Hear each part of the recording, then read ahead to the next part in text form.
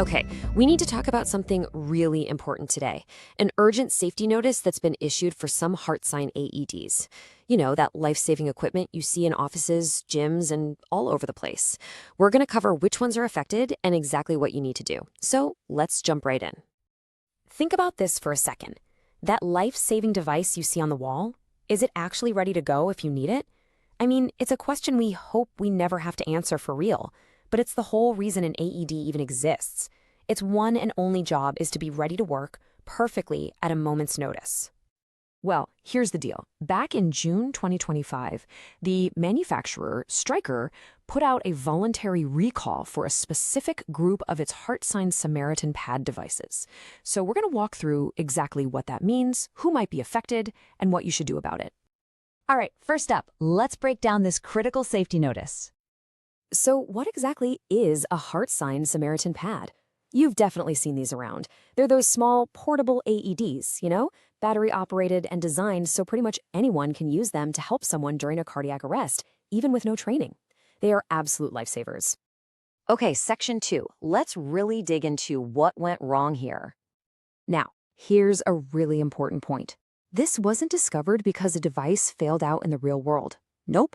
The company actually found the issue themselves during their own quality testing. That's a big deal, and it's good they caught it. So what's the problem?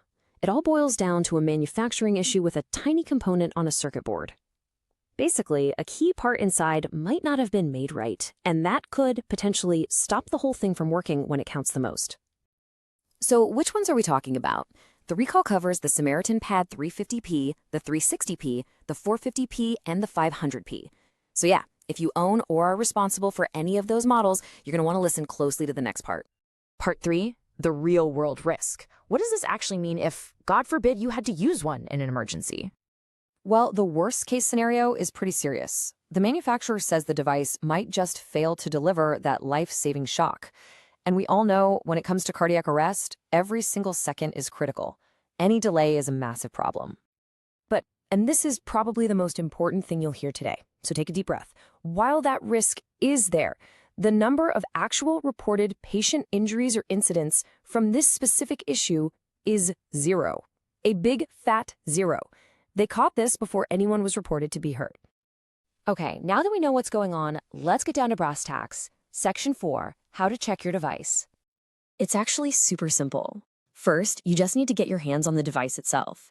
Then, just flip it over and look for the label on the back. That's where all the info you need is hiding. Yep, right there on the back of the AED.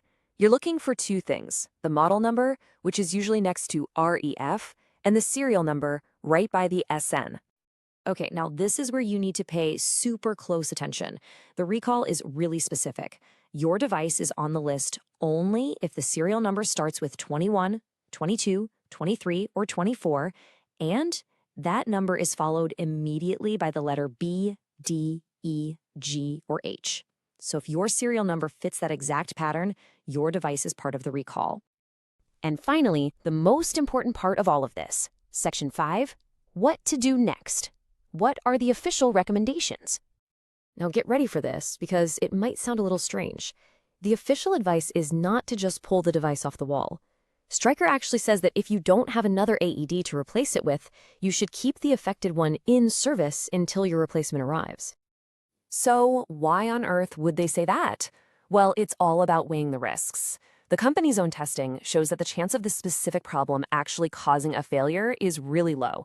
So having an AED with a tiny risk of failure is way, way better than the 100% risk of having no AED at all. So now you know exactly how to check your device. Great.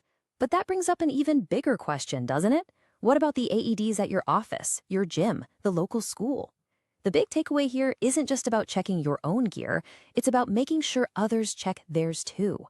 Seriously, share this info. A device that's been checked and is ready to go could literally save a life.